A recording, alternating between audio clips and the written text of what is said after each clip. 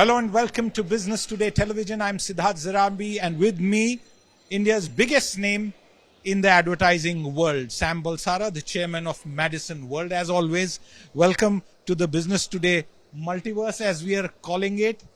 Wonderful. The studio setup, mini studio setup that we have at the GoaFest as part of the India Today. I must tell you, I watch a lot of Business Today on television late night when it comes on your... Great. That's the headline that we have, viewers. Thank you very much for saying that. And since we spoke about television, Sam, I'm going to dive right into it. Some numbers. TV seems to have had a small dip in terms of viewership and a 13% drop compared to pre-COVID year.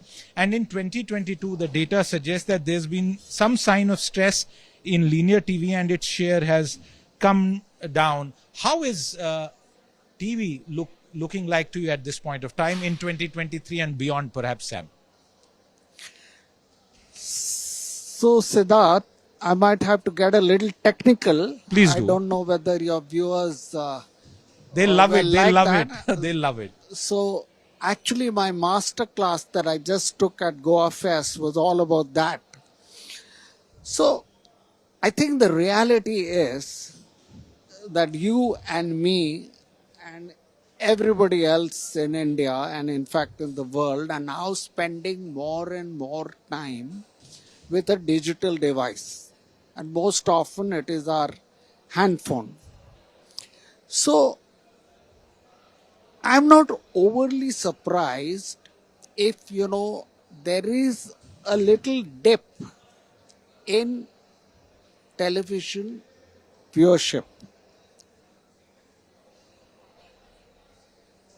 It's a question of evolution. First, when I started in advertising or in marketing, 100% was between print and cinema. Then came television, and everybody thought that was the end of print. But print today is still 22% of ADEX.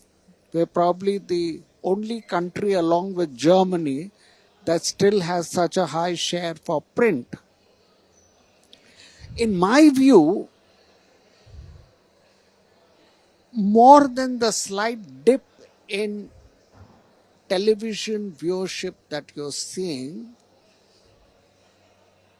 the more serious dip is if you look into the data very closely and you analyze TV viewership by what we call heavy, medium and light, then light viewers are really the ones who are being underserved by television in our media plans.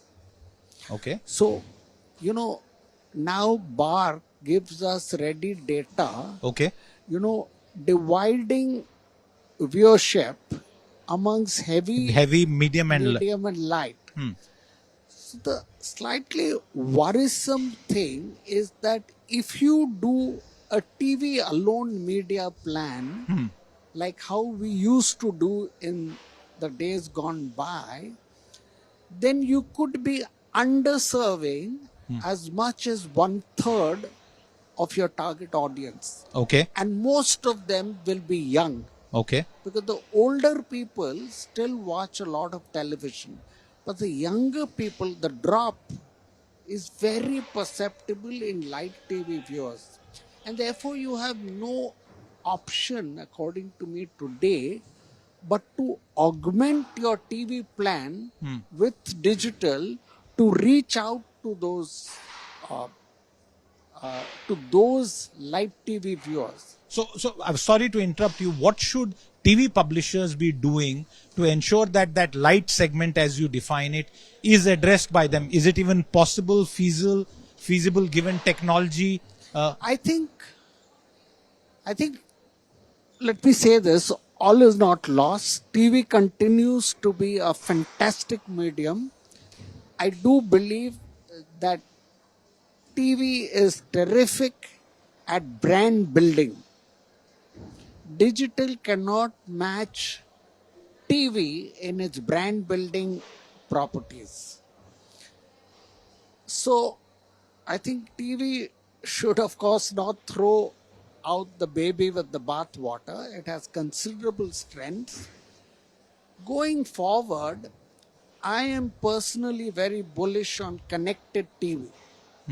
Connected TV, okay. Connected TV, according to me, is a happy union that gives me all the advantages of television and its brand building Power. power, and also all the gizmos and targeting and data analytics and all that of digital. Also, let me tell you, I mean, right now as we speak, I think connected TV is terrific Okay. for advertisers, especially those advertisers who want to reach out to the top echelons of Indian society, because more and more advertisers are discovering it very fast. If you ask me what television people should do, I think they should go out of their way to make advertisers sample the power of connected TV.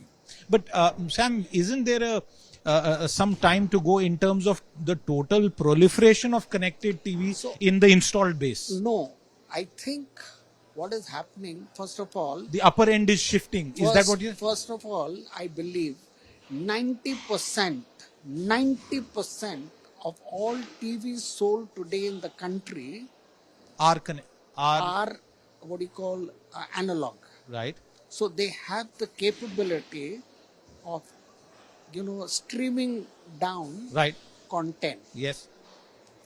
Unfortunately, not everybody who buys a TV with that facility, is using connected TV. They're still connecting it to the cable and satellite box. But I think that is going to change very fast. So are you saying that is being driven more by the telcos, Jio, for example, no, primarily no, no, than no, no, no, television? no, no. Okay. For example, when I am watching your Business Today show, which is a subset of India Today on television at night, I'm watching it on connected TV.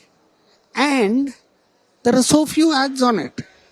So I am saying, since you asked me what should television channels do, you should go out of your way to sample that to your Aaj Tak advertisers who are advertising on Aaj Tak SD and HD, and also, put some of their ads or at a minor additional cost on connected TV. Okay. Many of my clients, we put them on connected TV on IPL at a fraction of the cost. The unit cost is high, but the total outlays are very low. And I think most of them have expressed delight with what was the outcome.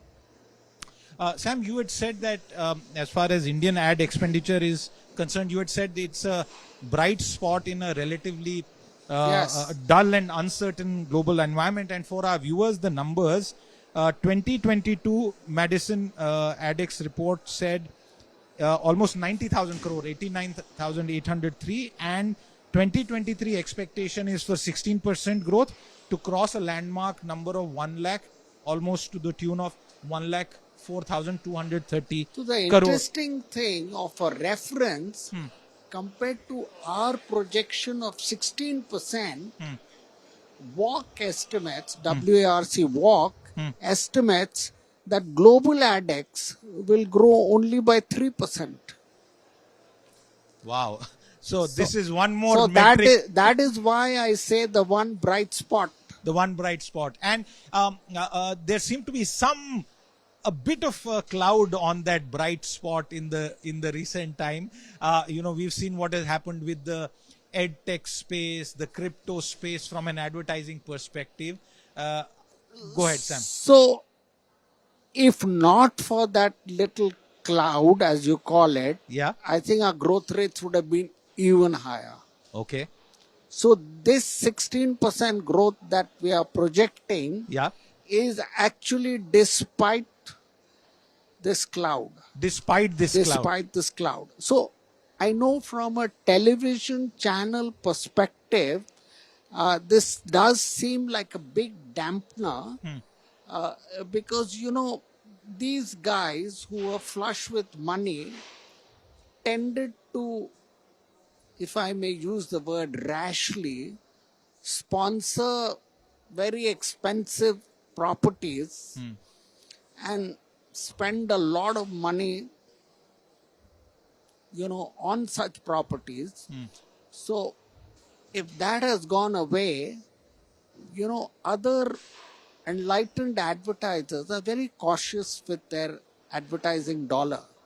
They don't spend it recklessly. There's considerable amount of thought on what it's going to do for them, what is the ROI and all of that. The difference between the newcomers and those who have old experience. Which segment Sam will perform ahead? And I also want you to, while you answer that, tell our viewers about the impact of IPL that has happened. It's sucked out a lot of advertising. It will get over soon. So, what segments and what will be the new normal in the next 2-3 quarters?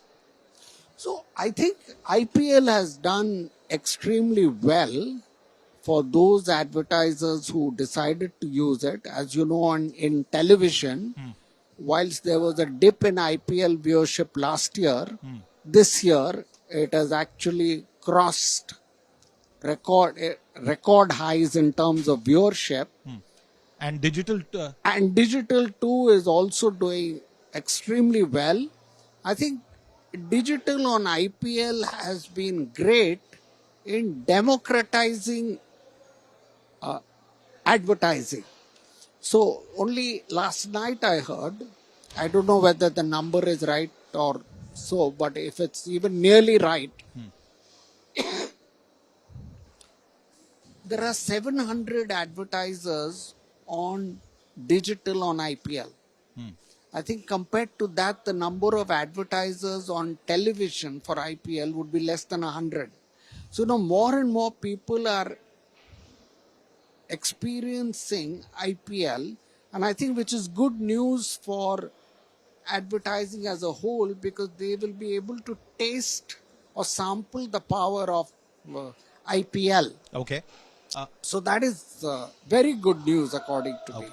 Sam, It is from a commercial point of view possibly a little tough for Star, because as we know in the last 4-5 years, it is these startups who had become large contributors to IPL, and all of them have disappeared. yeah, exactly. So from that point of view, I think it has been a challenging year for IPL this year. Yeah. But, tough times, as they say, don't last. They Tough don't. people do. So I'm sure happy days even for the startups and for all TV and digital channels will be back soon. That's a good optimistic point of view. My very last question, Sam, and this is something I'm sure you've been asked, and we are also grappling with in almost every sector. That is technology, generative AI, the impact on the creative process. How's the media agency, creative world looking at this? And you yourself, with decades of experience, how do you see this technology-led sort of situation? Is it going to be a major disruption, Sam? See, at least so far, I don't see it as a disruption. I see it as a terrific enabler. If you had been in my master class, I gave 4 to 5 examples of how technology today in advertising and media planning is enabling me to do some amazing things which I couldn't even dream of 4-5 years ago. For example, I said for a brand, take for example for Tanishq that we've been handling for a few years now, we are able to identify and talk only to those people who are getting married over the next 6 months. Can I do That's that? specific. That's specific. You know, so for example, for McDonald's, we were able to identify with the help of Google's, gizmo called ADH, that in Bangalore, we need X number of insertions to convert a prospect to a McDonald buyer, but in Bombay, I need only 4 insertions. Now, this kind of data driven analytics earlier was not possible. And consequent spending decisions. And is not consequently, spending decisions. See, one thing I've learned, which unfortunately people on the media side have not fully understood, although it's such a simple thing. Advertising budgets go up only and only when sales go up. If advertising fails, then advertising budgets go down.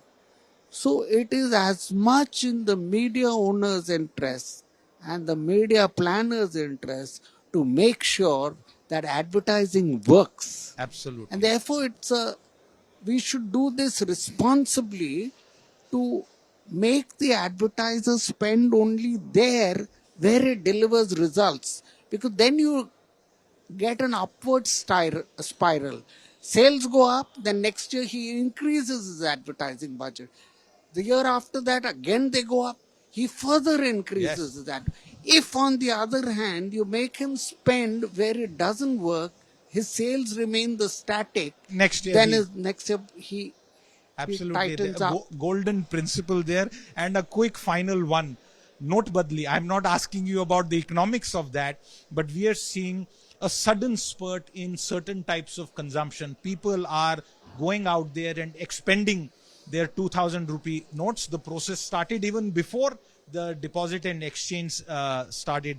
Do you think it will this quarter, due to that, will have a bump up, and perhaps the previous quarter and the dip that we have seen will be mitigated to some extent? I don't think so. I think that will be very, very minor impact. However, I think there is a clear trend of consumers spending more. There is a clear trend of premiumization. There is a clear trend that people want to indulge. So, I think these kind of products are going to do well. For example, you're clearly seeing that people who can't even afford it are buying larger and larger TVs. It's a sort of consumerism is setting firmly into India, which is, I think, good news for us. Absolutely. And that big number that you shared on this conversation, 16% versus 2% or thereabouts, 3% globally. Work through those numbers, viewers, because Sam Balsara, the golden man of Indian advertising, has just taken us through a very detailed explanation of how the entire sector is looking like. Sam, thank you very much for your time. Pleasure. Always a pleasure. With that, it's a wrap on this conversation. Thank you very much. Bye-bye. Bye. If you like the video, do like, comment, share and subscribe.